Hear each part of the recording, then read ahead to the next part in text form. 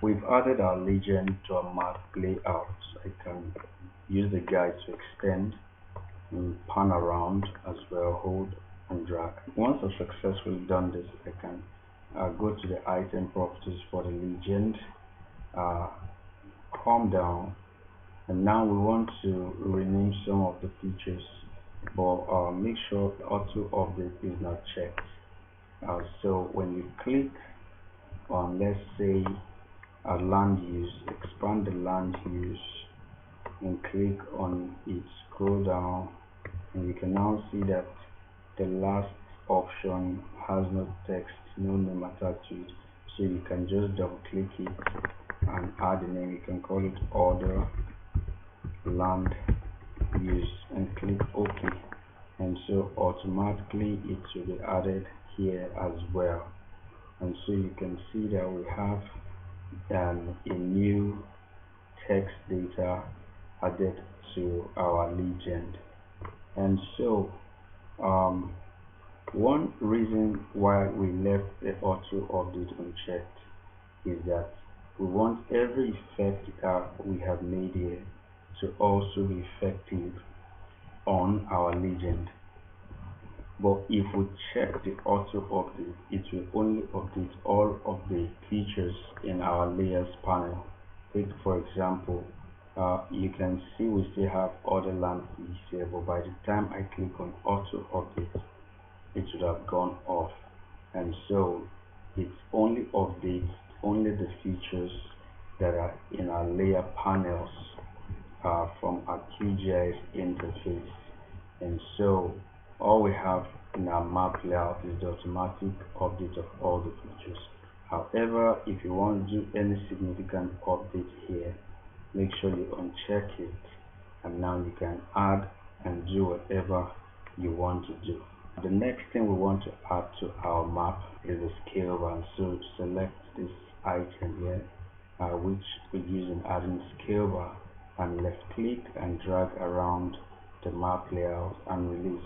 And so we now have a scale bar attached to our map. Now we can select any of the style options, either double box, either line ticks middle, whichever option. Let's stick at the double box. Once we're done, we can change the scale bar unit, but let's maintain kilometers, and let's also maintain one for the label unit multiplier. And so that's one aspect of the map, the scale.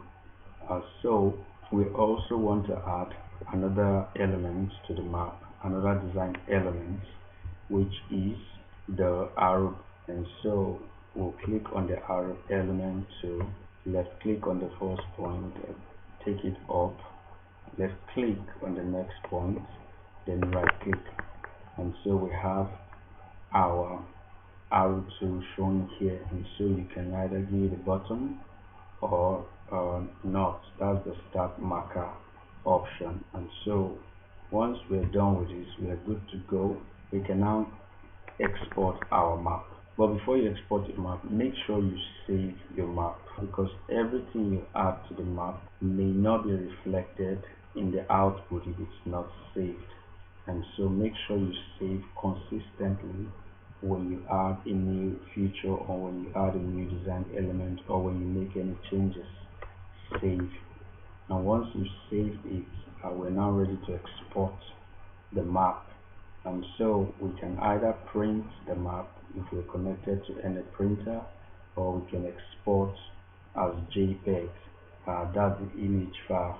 The disadvantage with this is the final output of the map may not be editable.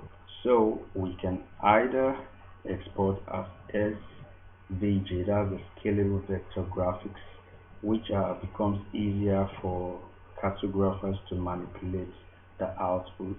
And also we want to stick with the PDF, export as PDF, because it's easy to manipulate the printer settings. It's very easy to print with the PDF format. So let's export as PDF.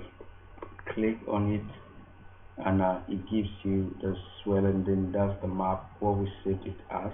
And because I have it already saved before my model exercise folder, I can click on replace, And so once that's done, it gives me an option.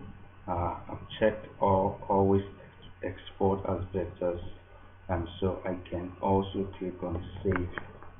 And once I'm done with this, it automatically saves my map. It shows that successfully exported layout to my exercise model.